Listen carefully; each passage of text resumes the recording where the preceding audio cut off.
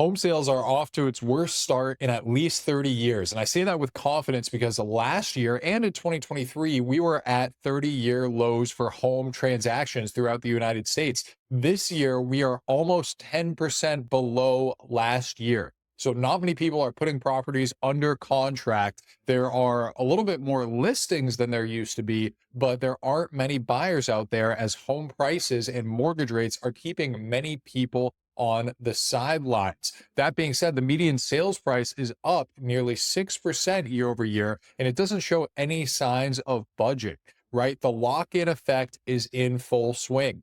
Homeowners do not want to give up their low mortgage rates and buy a property with a 7% mortgage, especially at these new higher prices. So even though there's slightly more inventory than there was last year, there aren't many transactions going on. Not many people are selling homes, and not many people can afford to buy homes. However, there is hope on the horizon. We saw mortgage applications spike last week when mortgage rates dropped due to the CPI report. Now, most likely, everyone saw my most recent video and decided to call their mortgage lender because mortgage rates dropped. But in all seriousness, what it shows is that people are very interest rate sensitive. Home buyers are very interest rate sensitive out there, and even the smallest tick down in mortgage rates will cause home buyers to come back into the housing market. If for whatever reason we see mortgage rates down in the low 5% by the end of this year, which it's very unlikely, but it is possible if we see some drastic changes in the economy this year. And if mortgage rates do hit that low 5% point, we will see the housing market spark back up. There are a lot of buyers who are waiting for more affordability in the housing market, whether it be home prices or mortgage rates. Personally, I think in most of the country, the most likely scenario is lower mortgage rates as opposed to drastically lower prices. Although if you're in Florida or Texas, that may be different. We are seeing home prices decline in some of those areas. Now, what does this mean for you as a home buyer or a home seller out there in the market? Well, if you're a home buyer out there, this means that you can find a good deal. Homes are sitting on the market for longer. There's less competition out there. And even though it may be expensive to buy a property right now, you can likely negotiate with the seller out there. You can likely get homes for under list price, and you can likely have full contingencies and renegotiate if there are issues with the home after those contingencies are in place. So buyers tend to have the upper hand in this market. Now, if you're a home seller right now, be patient. Your home might not get 20 showings within the first week. You might have to wait a month or two before your property sells, and you might have to reduce your price. But that being said, be patient. It's not the time to put yourself in a pinch and have a commitment to move and need to sell your home quickly. It might take some time. The market is moving relatively slow compared to the past few years for sellers out there. Now, with all that being said, we're going to take a deep dive into the data to give you the most information and the best information to make your home purchase or your home sale happen. Before we do, my name's Liam O'Reilly. I'm a realtor in Vermont with Jerry Riley Real Estate. All of my contact information is in the description. Feel free to reach out to me directly if you have any home purchase or sale needs, whether in Vermont or anywhere across the country. All right, let's jump into the articles here. Okay, we're in our first article here, and it's titled House Prices Slashed by 1 in 3 Sellers as Housing Market Stalls. And that's really the story of what's going on in the housing market today. There aren't many transactions taking place, right? There are last year and in 2023, we're at 30-year lows for home sales across the country. And this year, we're off to an even slower start. So there aren't many transactions happening. When we take a look at this tweet here by Mike Simonson, I think is how you pronounce his last name. Home sales have basically stalled in January. Just 45,000 new contracts. I believe he's talking about the entire United States this week, 10% fewer than the same week a year ago. Sales in Q4 have been trending 5 to 10% more than a year prior. All those gains are gone now. Home sales are 10% below last year, is what he's saying here. And so basically what he's saying, there's demand is weak. There aren't many home sales. I have this section highlighted here. Demand is weak. There is no upper pressure on sales price. And I agree with that. There isn't a lot of upward pressure on sales price. We aren't going to see home prices skyrocket like we saw in 2021 through 2023. But that being said, because of the lock-in effect, because so many people aren't giving up their low mortgage rates and people who have locked in lower mortgage rates can afford to make their payments, we aren't going to see a foreclosure crisis. There isn't going to be a flood of inventory that's going to cause home prices nationally to crash. Now, different markets behave individually. We're talking about the entire United States right here, but it doesn't behave as one market. They don't, the markets in Vermont don't go down just because home prices in Florida go down, for example.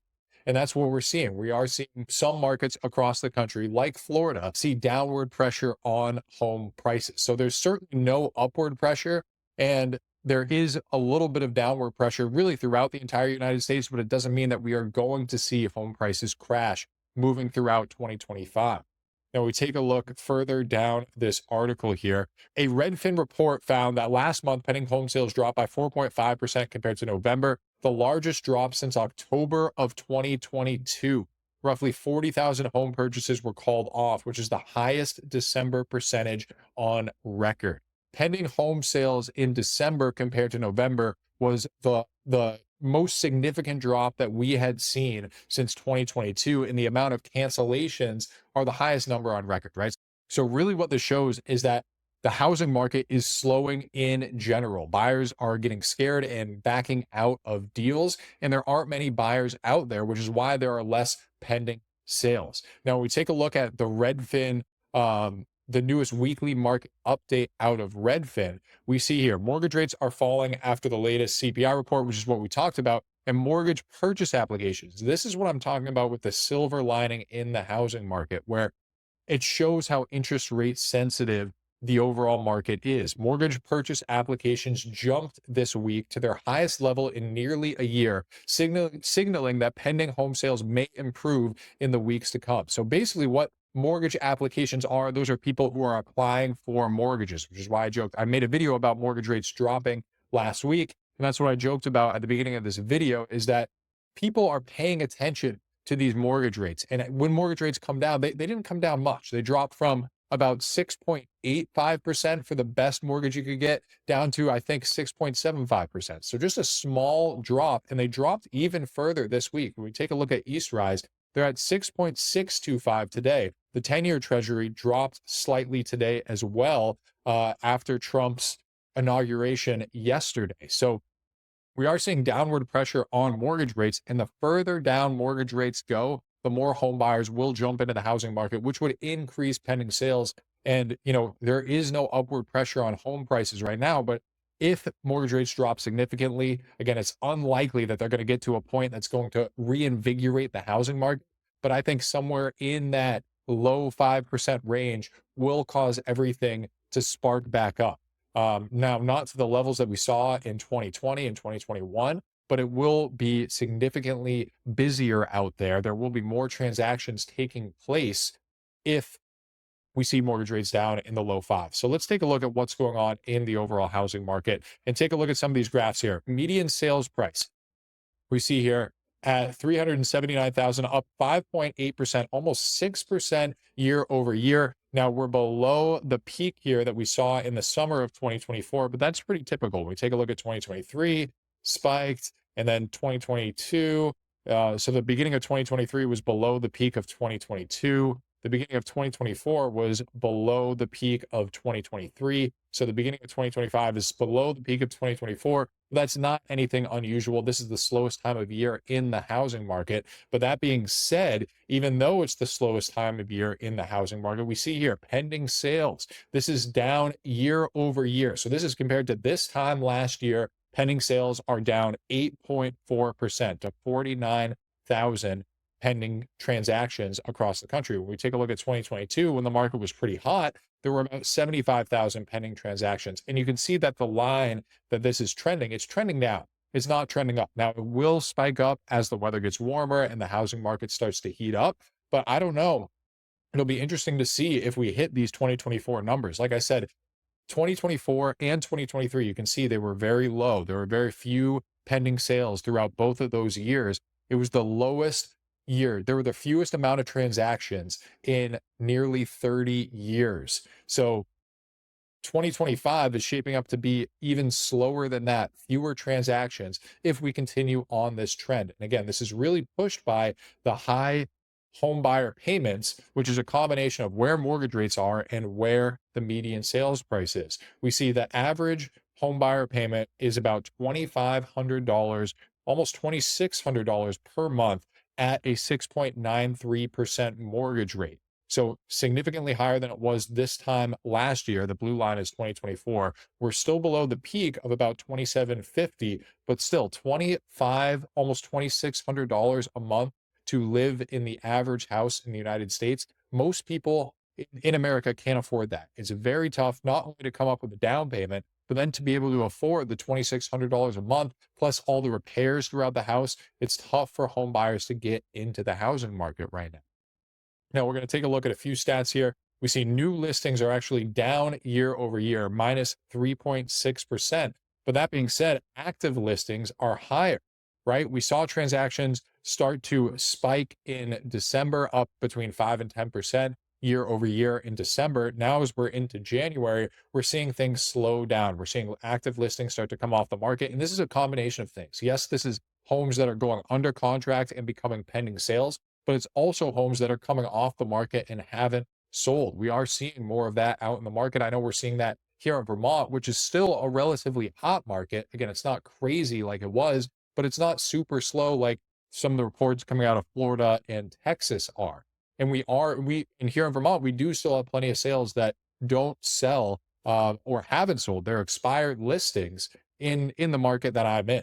And so this active listing count is trending down, but it's not too unusual. We see in 2023, it was trending down. At this time, 2022, active listings were trending down. Many people will take their homes off the market, wait until spring, and then put their properties back on the market when it might be a more favorable time to list. So, but still, active listings up year over year. And so again, this should push things more in the favor of buyers. If there are more listings on the market and there are fewer buyers out there, as we see with the pending sales being down 8.4%, right? So there's more homes on the market. There are fewer buyers putting those properties on the market, which results in more leverage for buyers, right? Buyers have more leverage right now than they did in years past. Now, that being said, if you're a seller out there, you can still, it's not like you can't get top dollar for your home right now. It's not like people are not going to purchase your property. There are still transactions taking place. It might take longer than it did in 2024 or 2023. Now, 4.6 month supply of inventory on the market. This is the ratio between home buyers and home sellers. How many homes are on the market versus how many buyers are putting those properties under contract. Anywhere between 4 and 6 month supply is considered a balanced market. We can see 4.6 month supply that's firmly within a balanced market across the United States. It'll be interesting to see what happens as we move into the spring. If we see mortgage rates continue to trend down, again, even if they don't hit that 5% mark, if they're down to the 6% range, I do think we'll see the housing market start to pick up again and things start to heat up, which would bring this month supply down, right? Because more home buyers would be out there in the market putting those properties under contract. To put this video into some actionable steps for you as a home buyer or a home seller, if you're a home buyer out there, don't be afraid to make a lowball offer. Don't be afraid to see if you can negotiate a better price on a property, especially if it's been on the market for a little while. We are seeing properties sell for under list price. It is something that you can do as a buyer out there. If you're a seller out there, be patient. Don't panic if your home doesn't sell within the first week. It still might sell within the first week. We are seeing some transactions take place quickly, but if it doesn't, don't panic. It's normal. It's what the market is. Just use the feedback that you get from your agent. Use the feedback that you're getting from showings. What are people saying about your property? How does it compare to the other listings that are on the market? Is it accurately priced? Is it a good deal compared to those other listings? And if it is, if it's at least accurately priced on the market, then you will find the right buyer. It just might take some time. So anyway, thank you guys so much for watching. I appreciate the support. Leave me a comment. Let me know what you think, and I'll see you in the next video.